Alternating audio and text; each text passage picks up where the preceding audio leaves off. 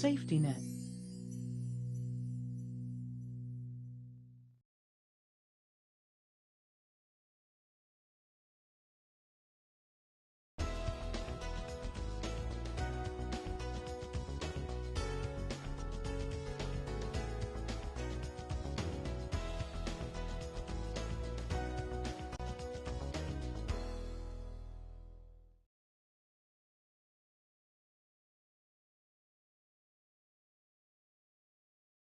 Welcome back.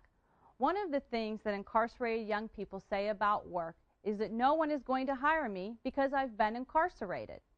So let's talk about that. First of all, it depends. It depends on your offense, where you live, whether you were sentenced as an adult or a juvenile. It depends on lots of things. So you should definitely find out who at your facility will know the specifics of your situation and how that might affect your future jobs. So let me give you the real truth right up front.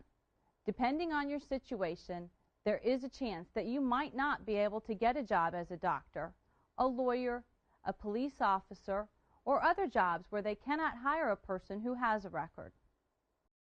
When you go to fill out applications, you gotta think where you can work. Like if you're a felon, obviously you can't work at a daycare center. So I mean, there's no use in crying when they call you and say, no, you can't work there. You look in the paper and see what you can find in there, call them up and say, I just need a chance. I've never had a job before, and I'm looking for a chance. I'm willing to work. You got to be willing to work in order for somebody to hire you is what I believe. I mean, this might be my first job, but when I started here, I was really working, and I was really trying hard. And that's what you got to do. You got to try in order to get somewhere, is what I believe.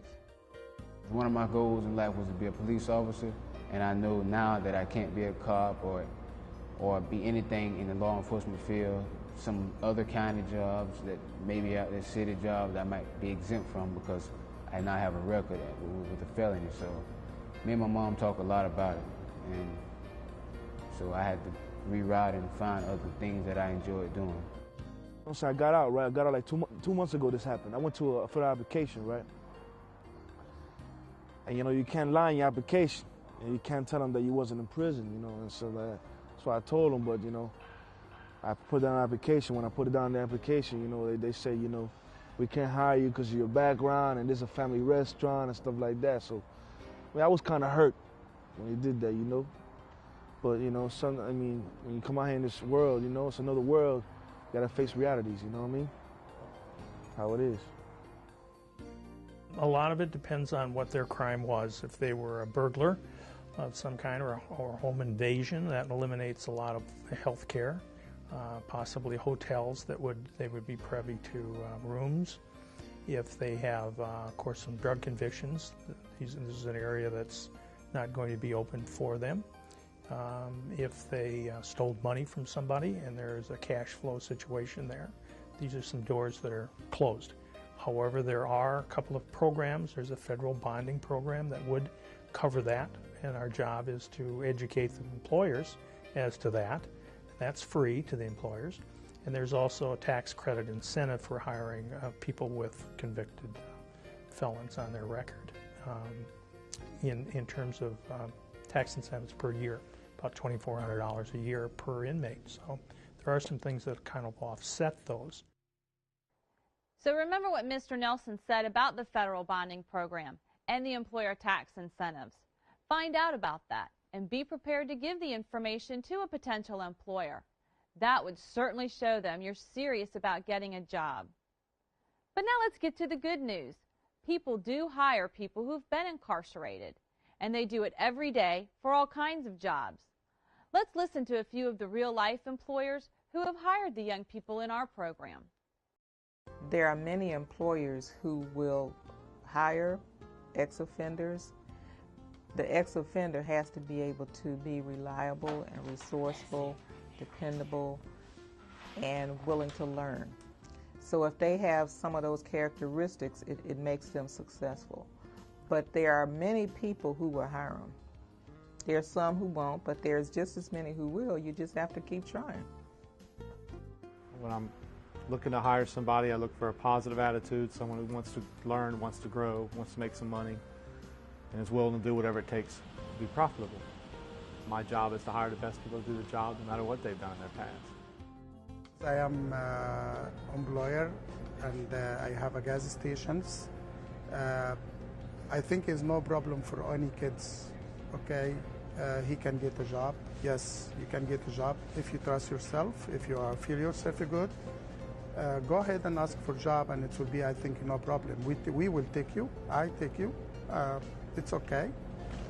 Eric teach me that way, and I feel very, very proud because I have him. Eric is a very good guy, and I don't have a problem at all. He's working really, really hard and very good.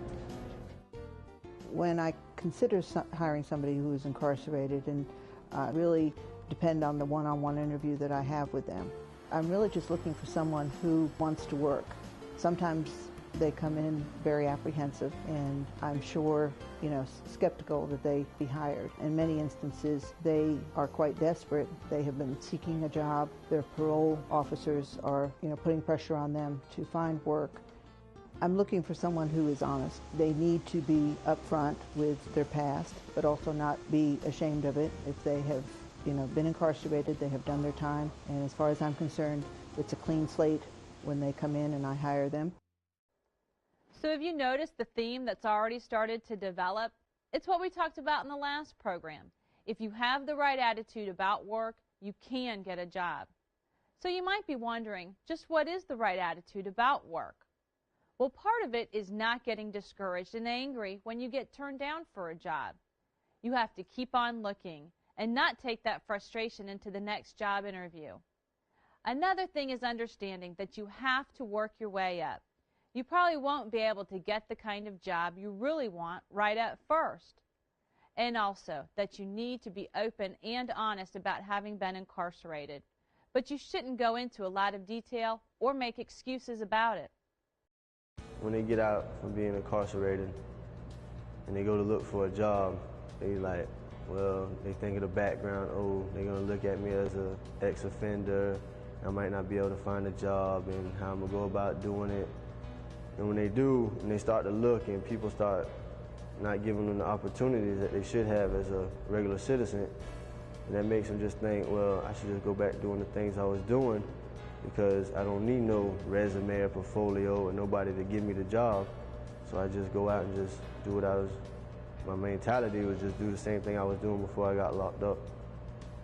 I would get past that by thinking what I've been through, and I don't want to go back through it, and to just keep on struggling and striving to do the right thing and keep on making myself go forward, even though if I don't have no jobs or whatever, and they don't give me a job off top, just keep on going.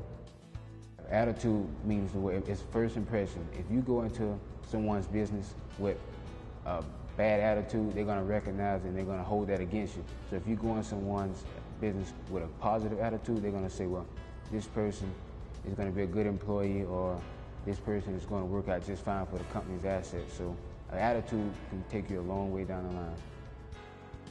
It's like you have to have a good attitude to know what you're going to do before you get out there, and then it's like nothing can stop you once you get out there. Once you set your mind to it, then you'll do it. Nobody's going to come out of anywhere making $10, $12, $20 an hour. You have to start at that minimum wage, most likely, get your first job, learn how the world of work is, and learn from there and go from there. There are certainly many opportunities within McDonald's. If you work well there, they will promote you up.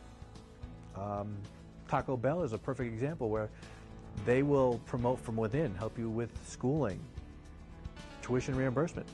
People don't even understand that Taco Bell's not a bad place to work. The thing I think is most important is that you have to understand it's going to take time, and that you have to be willing to ask questions. And when they say, no, there aren't any jobs here today, then your next question is, who else can I talk to? You have to be willing to ask questions. It doesn't illustrate any weakness or anything. That's how people get things done. That's how networks are built. That's why the rich and powerful run together, is because they know how to ask each other for help and for questions and get good answers. So if you want to get help, you want to get ahead, you have to learn how to reach out to other people and ask questions and ask for some help. And when they can give it, great, and when they can't, it's not anything personal. It just means you're asking the wrong person the wrong question. Keep asking. You know, I guess the thing that people need to understand, particularly young people that might see this film, that need to understand that as an employer, we are looking for folks. We need people that are willing to come out and work hard, that have a want-to attitude, a willingness to be trained, to listen, to work as a team with other people. And in the business environment that's out here, there's lots of businesses that are willing to give people a chance. There are hundreds of thousands of ex-felons employed today.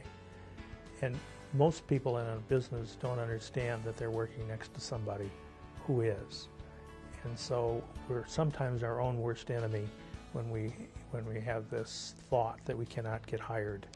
The reality is, if we're honest, if we're trainable, if we're marketable, we can fit very well into society, especially in today's market. We have to be able to take directions and want to in that particular place and show a lot of enthusiasm. I think being open, honest, and upfront is probably the greatest asset we can do for an employer. That's what they're looking for. They're not looking for, I'm innocent, I didn't do that crime. It's where I am today and not where I've been in the past, and it doesn't mean that my past dictates my future. Your future is something that you create today and start today. Are you starting to be convinced? Can you see that employers are real people who just want somebody to work for them and do a good job? We're going to talk more about what it means to be a good employee in the next program. But for now, just getting your attitude right about looking for work is the most crucial thing. One of the first classroom exercises you'll do for this program is to talk about having your desire to work be more powerful than your fear or anger about not getting a job. See you next time.